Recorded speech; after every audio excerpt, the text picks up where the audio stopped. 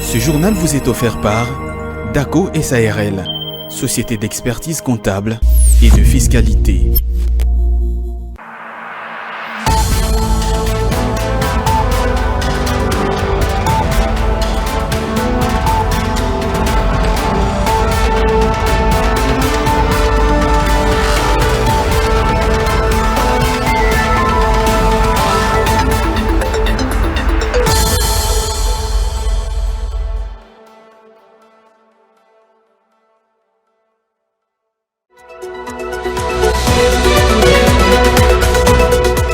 Le président de la Commission électorale nationale indépendante, Denis Kadima, s'est entretenu en prélude de la tenue des élections combinées avec une délégation de la mission d'observation électorale de la Communauté économique des États de l'Afrique centrale, ce sous la conduite de Philemon Yang, ancien Premier ministre du Cameroun. Cette délégation s'est dite rassurée de l'inclusivité du processus électoral et espère travailler dans le strict respect de leurs assignations.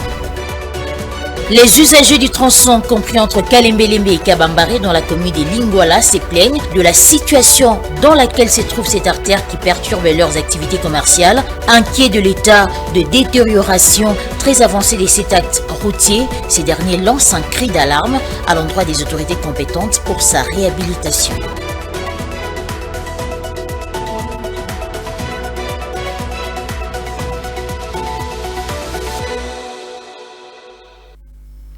Bienvenue à tous, si vous nous rejoignez sur Ecofin Télévision pour vous informer, il n'y aura pas de coupure d'internet pendant cette période électorale. L'annonce est du vice-premier ministre en charge de l'Intérieur, Peter Kazadi, ce au cours d'une conférence de presse tenue ce mardi 19 décembre 2023 devant la presse locale et internationale. Il est revenu également sur quelques incidents malheureux signalés dans le Congo profond lors de la campagne électorale, mais surtout sur les menaces de quelques ennemis de la République. Regardez. Plusieurs questions ont été brossées au cours de cette conférence de presse organisée par le vice-premier ministre en charge de l'Intérieur, Peter Kazadi. D'abord, concernant le rumeur qui fuse sous les réseaux sociaux, faisant mention d'une probable coupure d'Internet, il a balayé d'un revers de main toutes ces faussetés, tout en rassurant de l'opérationnalité de l'Internet. Revenant sous le déroulement de la campagne électorale, il a souligné qu'un calme a été observé sur l'ensemble du territoire national, malgré quelques incidents malheureux signalés à Kindu, à Kolwezi et à Muanda. Mais aussi quelques menaces des ennemis de la République, comme le général en cavale, John Numbi.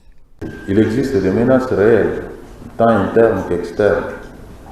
Celui que vous avez cité, je le considère comme un tigre en carton.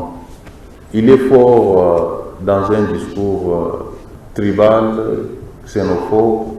Il a eu à démontrer ça dans sa jeunesse lorsqu'il était à la JFR.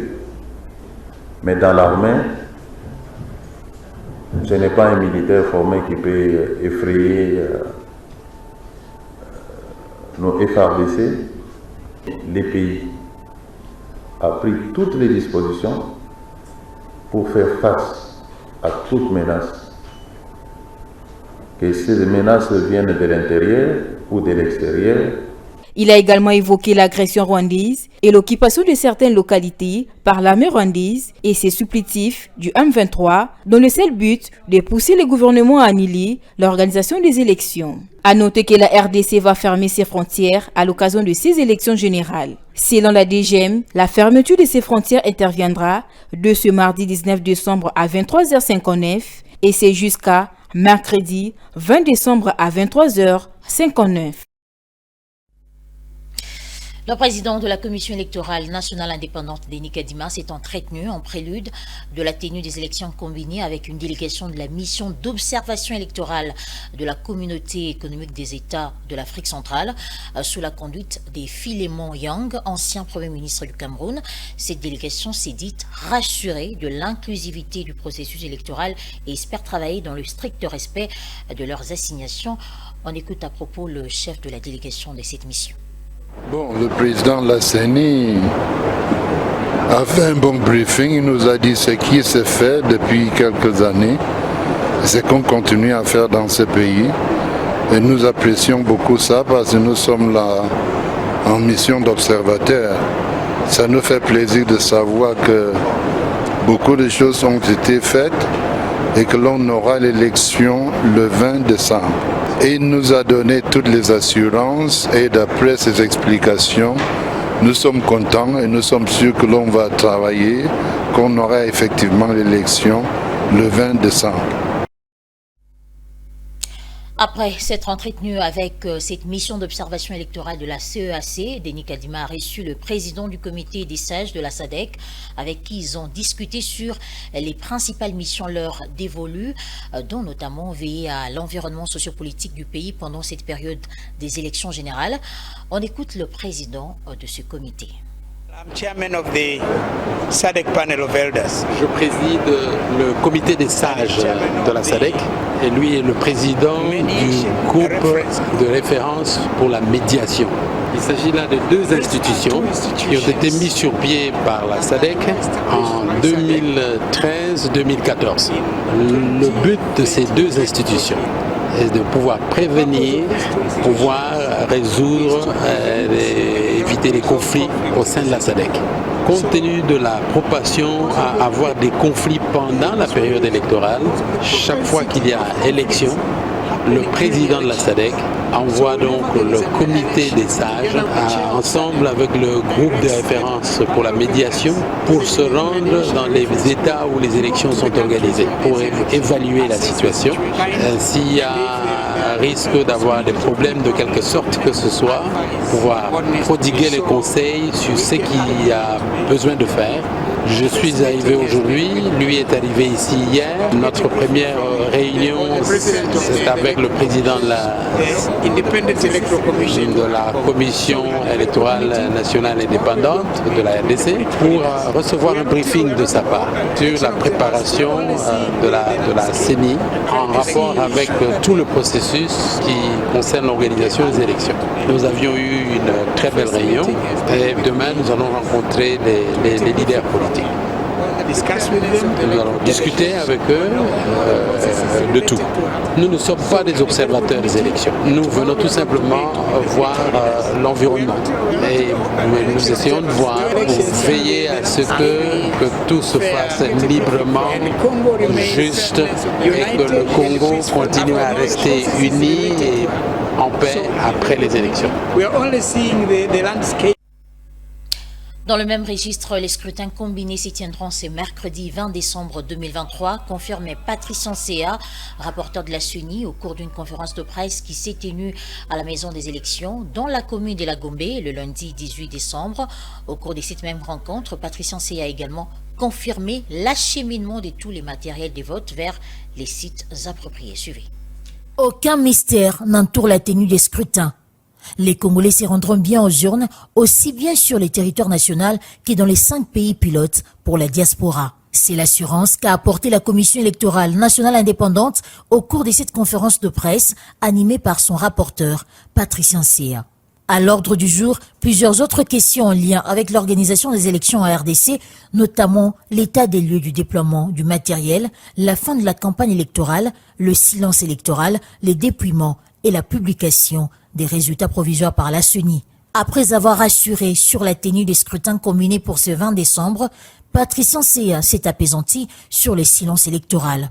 Sur ce, le rapporteur de la centrale électorale a appelé toutes les parties prenantes à préserver et respecter ce temps de réflexion accordé aux électeurs avant d'aller effectuer leur choix. Les partis et regroupements politiques sont tenus d'enlever 24 heures avant le jour du scrutin toutes leurs affiches dans un rayon de 100 mètres des centres de vote et ne pas distribuer le jour du scrutin les manifestes, le circulaire ou autres documents de propagande, ne pas porter les habits avec motif, couleur ou logo des partis ou regroupements politiques, effigie de leur président ou candidat sur les lieux de vote. S'agissant du déploiement du matériel, la CENI, à en croire son rapporteur, a pu acheminer tous les matériels vers les sites de vote avant leur arrivée dans les bureaux de vote, 24 heures avant les scrutins comme l'exigent les procédures de la centrale électorale. À noter que seule la CENI détient le monopole de la publication des résultats provisoires et à la Cour constitutionnelle la publication des résultats définitifs. En marge de la fin de la campagne électorale, le Conseil supérieur de l'audiovisuel et de la communication a appelé lundi 18 décembre 2023 les maisons et instituts des sondages, organisations, personnalités indépendantes ainsi que les médias à s'abstenir de publier les résultats des votes et à rappeler que seule la CENI en a droit de les faire et les résultats définitifs seront publiés par la Cour constitutionnelle. On écoute à propos Christian Bossembe, le président de cette institution d'appui à la démocratie. Mesdames, Mesdemoiselles et Messieurs, le Conseil supérieur de l'audiovisuel et de la communication tient à informer au public qu'il est strictement interdit à tous les médias de diffuser le résultat des élections avant la CENI et la Cour constitutionnelle. Nous demandons donc aux médias de s'abstenir d'offrir leur plateau aux perturbateurs ou de relayer des propos visant à détruire la cohésion nationale. Le CESAC se réserve le droit de sanctionner sévèrement tous les médias qui vont sortir du cadre de la loi. Les informations en notre possession font état d'une volonté manifeste de désorienter la population en mettant en place des informations fausses et des informations visant à détruire la cohésion nationale. Le CESAC informe à tous les professionnels des médias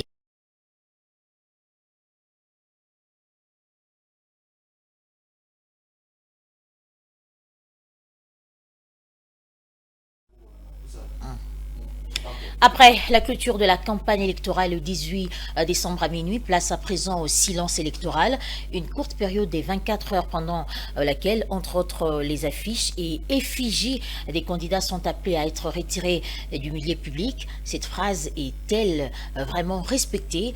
Elle devrait l'être convenablement si les moyens financiers étaient suffisamment rendus disponibles par les pouvoirs publics, selon un analyste politique interrogé sur la question ce mardi 19 décembre 2023. Il est joint depuis Goma par Philo Chiloba.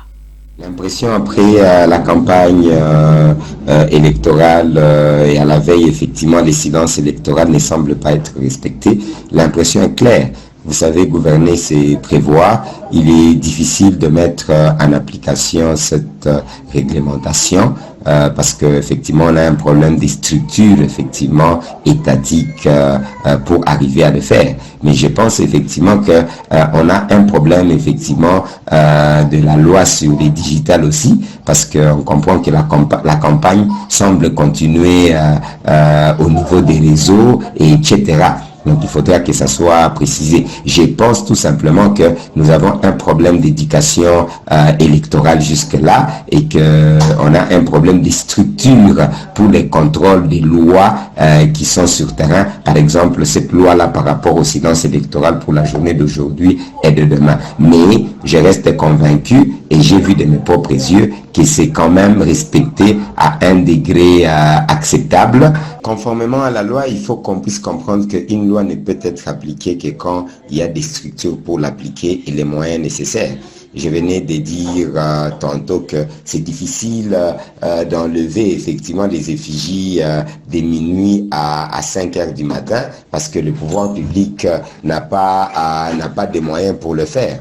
Donc, il importe quand on prend une décision d'avoir aussi les moyens pour son application. Gouverner, c'est prévoir. C'est un peu comme si la CENI, les gouvernements se sont concentrés sur des opérations majeures, mais cette opération par rapport au silence électoral, ça n'a pas été pris trop au sérieux parce qu'il fallait qu'il y ait des moyens pour que l'État congolais soit capable d'enlever effectivement ces effigies. Par exemple, c'est cette histoire des 100 mètres, il faut enlever par rapport au centre électoral et tout, mais qui va enlever? Ce ne sont plus les candidats.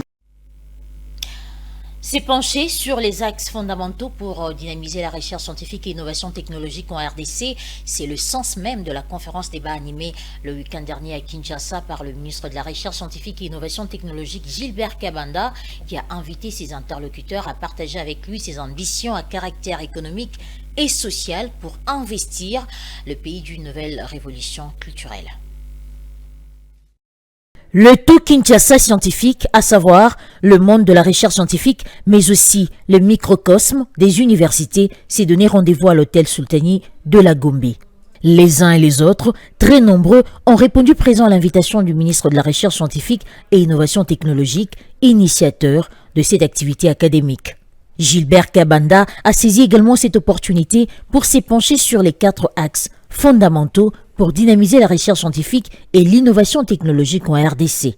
Le ministre Kabanda a ainsi convié l'ensemble de ses interlocuteurs de ce jour à partager avec lui ses ambitions scientifiques à caractère économique et social pour investir le pays d'une nouvelle révolution culturelle qui ne rime pas avec le mismanagement, comme disent les anglophones. Nous, les cadres congolais, nous sommes des champions du mismanagement. C'est que nous sommes de mauvais gestionnaires, les Congolais en général, les cadres congolais. Les professeurs congolais, les docteurs congolais, les ingénieurs congolais, nous sommes de mauvais gestionnaires. Voilà encore une révolution culturelle que nous devons faire. Son message, capté 5 sur 5, a eu un écho favorable parmi l'assistance nombreuse dans la salle. Le témoignage de la professeure Aïssa Malou choisie comme modératrice de la conférence débat en dit long. On a eu son Excellence Monsieur le Ministre qui a rappelé les actions du gouvernement, qui a dit qu'il y a eu un énorme effort qui a été fait pour relever le budget de la recherche scientifique. C'est absolument important et c'est carrément une augmentation historique aujourd'hui, qui a rappelé ce qu'il a fait avec le génie des conclaves, avec le conclave des génies pour montrer l'innovation congolaise. Donc ici, ce dialogue était absolument important à avoir. À noter que cette université a ainsi salué cette initiative comme bien louable du ministre de la Recherche scientifique et Innovation technologique. Comparé à la semaine précédente, il s'observe depuis le début de celle en cours dans la plupart des centres de négoce à Kinshasa une légère hausse des prix des denrées alimentaires. C'est le cas entre autres des produits de grande consommation comme le riz, l'huile végétale, le haricot et bien d'autres. Cette légère augmentation est attribuable pour certains à la spéculation des prix pendant les périodes festives, mais pour d'autres à la dépréciation de la devise nationale. Les prix de produits alimentaires à grande consommation ne cessent de grimper sur le marché à Kinshasa.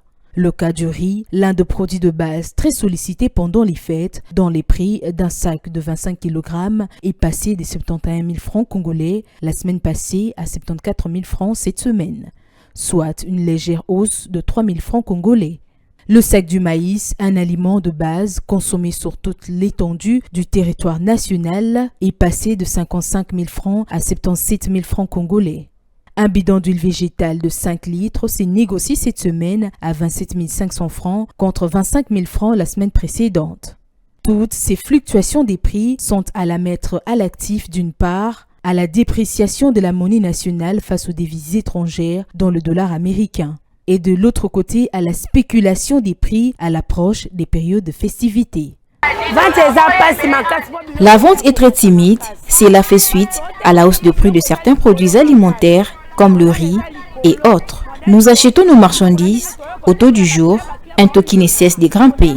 Nous essayons néanmoins de revendre ces marchandises, ne fût-ce que pour avoir un gagne-pain.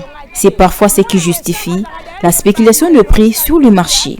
Nous ne mettons pas le fait que la dépréciation de la monnaie nationale face aux devises étrangères dont le dollar américain est pour beaucoup dans ces fluctuations de prix. Comme à l'accoutumée, le mois de décembre est très mouvementé, mais comme vous pouvez le remarquer, le client s'arrête à peine sur ma table.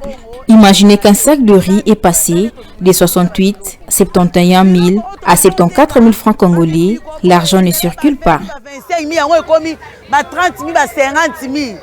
À noter également que les prix de ces produits varient d'un vendeur à un autre. Cette spéculation est en grande partie à la base de cette inflation.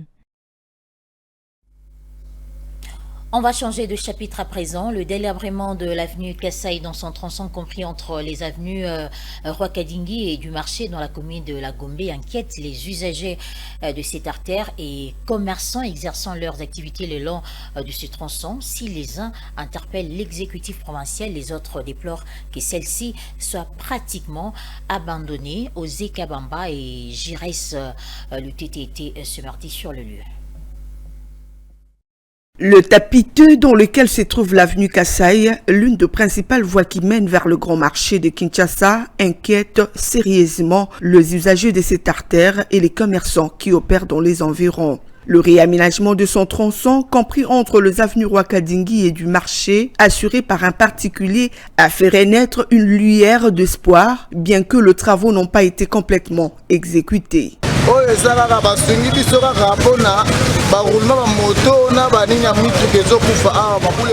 Nous sommes surpris de cette initiative personnelle. Cette route était longtemps abandonnée, mais aujourd'hui, elle est redevenue praticable.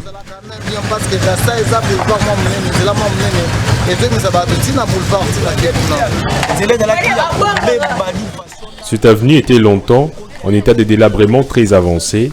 Beaucoup d'engins peinaient à emprunter ces tronçons. Alors que les usagers de cette route se réjouissent du décapage, du remplissage de la terre battue et du compactage en attendant les bitumages, d'autres par contre interpellent l'autorité urbaine sur la nécessité de réhabiliter toute l'avenue Kasai et les autres artères de la capitale. Mais aujourd'hui vraiment je suis surpris de voir... C'est une très bonne initiative. Nous demandons à nos autorités de s'impliquer davantage pour la réhabilitation de différentes artères de la capitale.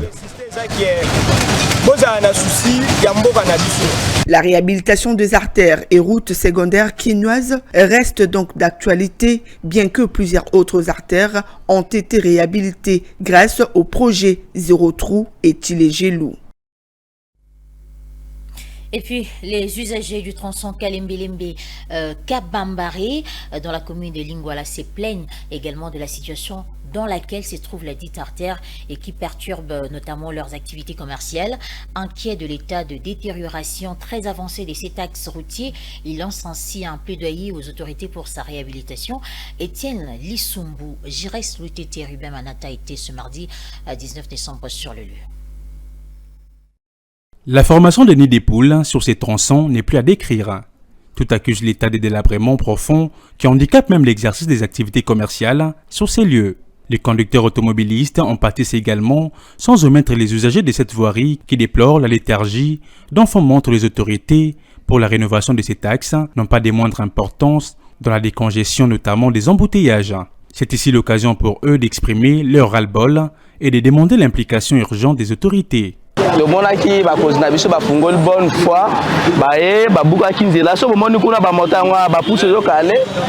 Nos autorités ont promis de réhabiliter ces tronçons et vous voyez devant vous, il y a des immeubles, de personnes importantes y habitent. Mais qui pensent à cette avenue? Chef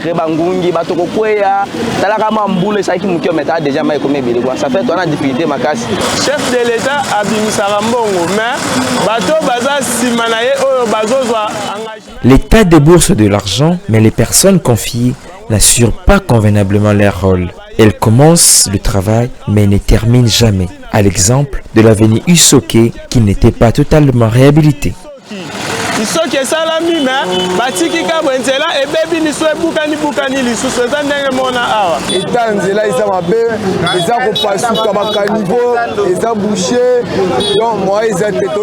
L'état de cette route est regrettable. Les caniveaux sont bouchés, le véhicule passe difficilement, que ce soit aux avenues Kabinda ou Kabambare. Je ne sais pas si les autorités pensent à ces tronçons.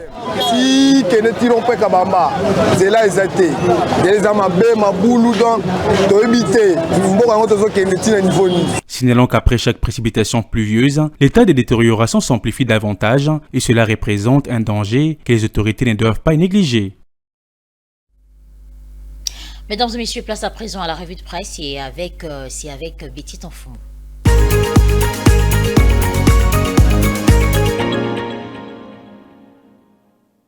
C'est un plaisir de vous rendre quelques tabloïds parus à Kinshasa. Nous ouvrons le bal avec nos confrères de l'avenue du Bas-Congo, dans la commune de Lagombe. Vous comprenez qu'il s'agit de l'avenir qui titre « Crefdel regrette la non-implication de la Caisse nationale de péréquation dans la mise en œuvre du PEDEL 145 territoires ».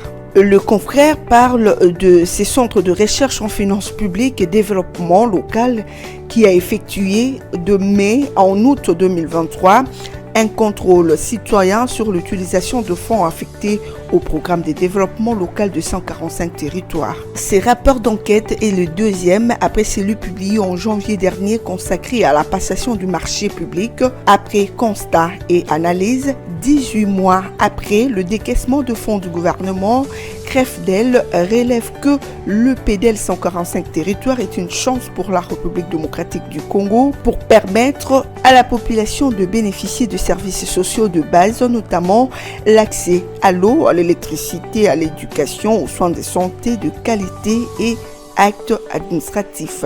D'après cette entreprise, il est exécuté en violation du principe de la décentralisation adopté par les Congolais, dont la constitution, de principe de la libre administration de province, de la loi relative aux finances publiques, du manuel révisé de procédures et du circuit de la dépense publique ainsi que des développements locaux. D'après les confrères qui relaient bien sûr le rapport de cette entreprise, son exécution est caractérisée par le recours abusif à la procédure d'exception pour décaisser 672,4 millions de dollars américains au profit de 3 agences d'exécution. Il s'agit du PNUD, CFF et BCECO. Le journal note que cette attitude du ministère des Finances laisse échapper aux différents contrôles instaurés par la chaîne des dépenses des opérations dont l'exécution est subordonnée à l'émission des ordres de paiement informatisés OPI. Seul document attitré pour autoriser la BCC à débuter les comptes généraux du Trésor. Actualité l'exige, la prospérité titre à sa une RDC allant devant les urnes et que le meilleur gagne. La prospérité note Félix Tshisekedi Katumbi vers les duels au couteau. Ce mercredi 20 décembre 2023, les électeurs sont attendus devant les urnes. 44 millions d'électeurs inscrits, plus de 1600 sièges dont à pouvoir dans les instances législatives nationales, provinciales ainsi qu'au niveau des conseillers communaux dans le principal chef de lieu de 26 provinces qui constituent l'ensemble du territoire de la République démocratique du Congo. À l'exception de Kwamouth, Massissi, Rutshuru et même de certains coins qui, jusqu'à ces jours, sont encore sous occupation des envahisseurs opérant en intelligence avec le Rwanda selon Kinshasa. Toutes les autres parties du territoire national dont les électeurs avaient été enrôlés sont vivement invités devant les urnes. Le journal écrit « Après une longue attente, voici donc le jour de la décision pour l'avenir du Congo, Kinshasa ». Comme en 1960, le peuple congolais est de nouveau sollicité pour lever ses ultimes options quant à la suite de son destin. Il est appelé en effet à départager les différents candidats engagés dans la course à la présidentielle 2023. Au départ, ils étaient au nombre de 26, vous le savez, mais après le désistement ou ralliement, chacun pour des raisons qui lui sont propres, le cercle s'est rétréci jusqu'à se cristalliser autour des 19 candidats restés en lice. Tout compte fait, note le journal, chaque candidat a eu le temps de se dévoiler ou à tout le moins de décliner le linge boulevardière de sa vision en dehors de quelques incidents.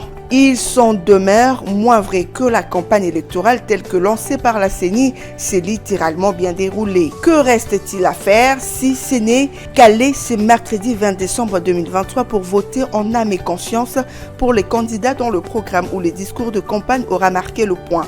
Ainsi, dans la paix et la quiétude, tous les électeurs sont-ils invités à accomplir leurs devoirs civiques. C'en est fini pour cette revue de presse, mesdames et messieurs. Merci à vous de l'avoir suivi.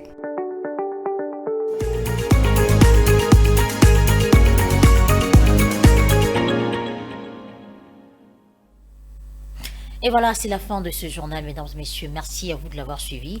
Restez avec nous.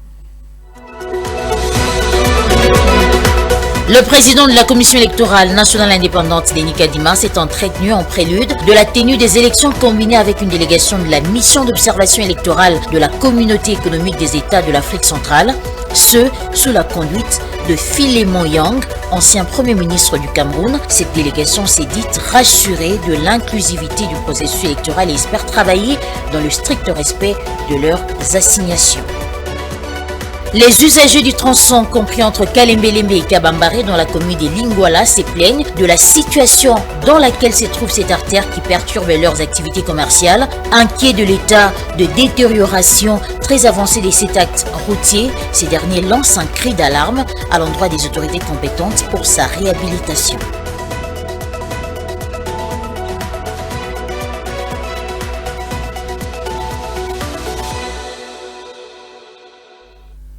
Voilà, vous avez certainement compris que c'était le rappel des titres. C'est la fin de ce journal, mesdames et messieurs. Merci à vous de l'avoir suivi. Restez avec nous.